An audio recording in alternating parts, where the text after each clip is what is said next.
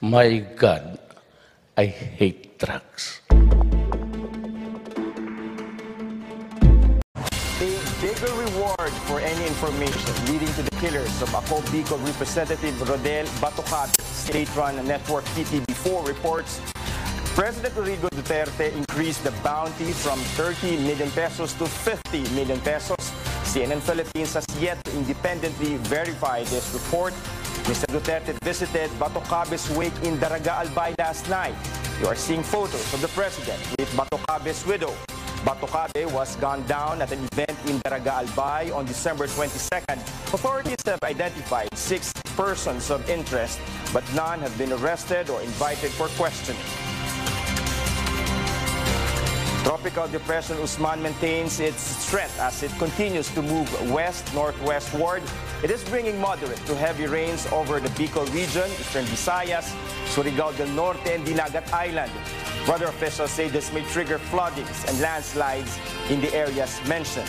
Pag-asa adds Usman may still intensify into a tropical storm before hitting eastern Samar tomorrow. It is expected to exit Philippine territory on Monday, December 31st. This early, several areas are placed under signal number 1, including Masbate, Ticao Island, Northern Samar, Leyte, Biliran, Camotes Islands, Sorsogon, Eastern Samar, Southern Leyte, Northern Cebu, and Dinagat Island. And a footbridge in Quezon City that recently went viral for its design is open. The structure is in Camuning, Quezon City, made the rounds online for being too steep to climb. Last month, the Metro Manila Development Authority postponed the opening of the controversial footbridge. To make the climb easier, the MMDA installed a landing platform. Some pedestrians, especially persons with disabilities, still say the footbridge is just too tall. It's still Christmas season as some are still on a holiday break, but now that's the Noche Buena is over. People are already preparing to ring in the new year. Health officials are gearing up as they monitor fireworks-related injuries. Our Trisha Terrado reports. Anton, not his real name, learned the painful way that the firecracker piccolo, though small, could bring great harm. Some of his fingers had to be cut on New Year's Eve of 2018. Masakit pala. Sakit ng bagong taon ko. The health department hopes to have less of these fireworks-related injuries this year. It has been actively campaigning against the use of firecrackers in welcoming the new year. Since 2016, the health department says the number of injuries has dropped from 6,000 to about 4,000 cases in 2018. This year, health officials have so far recorded 24 injuries since it started its monitoring on December 21. DOH encourages the use of other harmless noisemakers, such as horns and clanging pot covers, among others. But if the use of fireworks can't be avoided, revelers are cautioned not to buy those tagged as illegal. Kaya sila illegal dahil malakas yung potential nila na magpaputok, na mag-cause ng injury. So just buy the small legal fireworks kung talagang kailangan. Health officials say children must be under strict watch. They must be prohibited from holding and using fireworks. Ang common kasi na pagkakamalan na candy, kasi nga yung itsura niya, di ba, parang usually wrapped in foil or parang maliliit na packages. Yung isang din, yung minsan, yung paghawak kakapaputok tapos na susubo yung kamay.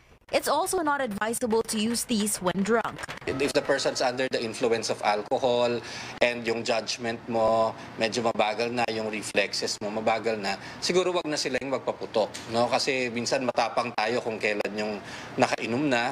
Lastly, DOH says it must be done in open spaces. And while it expects fewer incidents this year, the health department says it is prepared for the influx of patients if ever. All DOH hospitals are under Code White until January 4. This means that there will be orthopedic surgeons, trauma surgeons, ophthalmologists, and other specialists with complete nursing staff on standby around the clock to attend to such emergencies. DOH hospitals have also prepared enough medicines. In case of ingestion, Health Undersecretary Enrico Domingo says it's best to do nothing, but to immediately bring the victim to the hospital. Yung iba kasi pasusukahin nila, which is not good kasi pwedeng imbes na nasa gut mo lang, nasa tiyan mo lang, pumunta pa sa airway. Do not induce vomiting at wag din paiinumin ng kahit ano. Yung iba kasi papainumin ng gatas or papainumin ng... Do not let them take anything. There are more scientific ways, medical ways of doing it. The same goes for other fireworks-related injuries. Domingo says it's best to seek medical help immediately to avoid contamination. Trisha Trada, CNN Philippines. So what's the difference between fireworks and firecrackers? A firework is a small device filled with explosive chemicals which produces bright colored lights and patterns in the air when set off. A firecracker is a type of firework. It's small and usually explodes at ground level. The health department says exposure to fireworks can cause throat, nose, and eye-related problems. Fireworks can also cause respiratory problems, including chronic or allergic bronchitis, bronchial asthma, sinusitis, rhinitis, pneumonia, and laryngitis. Exposure to the loud noise can also result in restlessness, temporary or permanent hearing loss, high blood pressure, and sleep disturbance.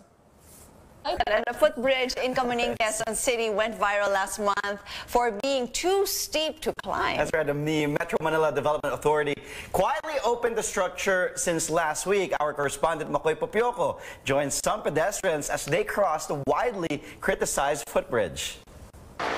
Mount Edsa Footbridge is now open for you to hike. And it is a challenge that person with disability, Hironcio Baluyot, has bravely accepted. Mahirapan siya. Mataas, oo. Yung iba nga, hindi kumukon. Kahit walang sakit. Pag nakuha ko, taas. The Metro Manila Development Authority quietly opened the footbridge for public use. Pedestrians say it's been open since last week. We tried confirming the opening date with the MMDA. However, we have yet to receive a response from the agency.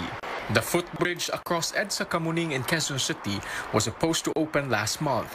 However, photos of it went viral on social media and received widespread criticisms, forcing the government to postpone its opening, saying it would redesign the structure.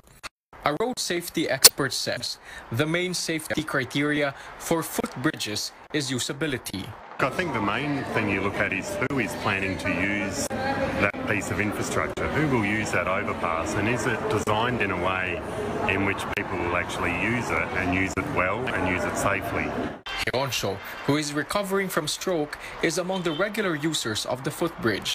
However difficult, he says he would still cross it again because the footbridge is his only choice. I climbed the footbridge to experience it myself.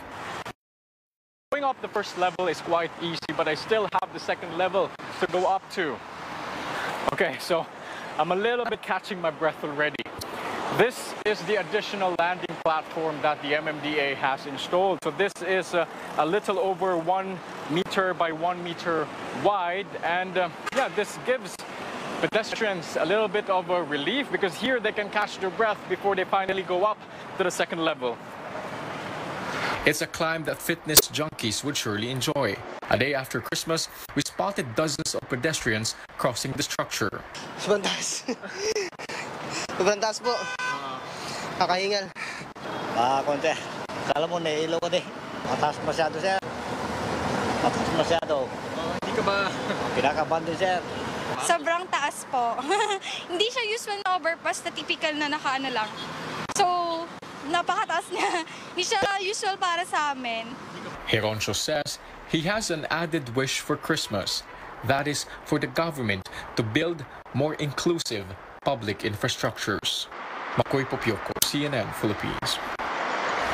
So remember the first one? It was at Commonwealth, the one our very own James Deacon tried. This is the one actually that a lot of netizens were talking about it. You know, they call it Mount Edsa. It's really high, and we heard McCoy talk to some of her I heard him panting.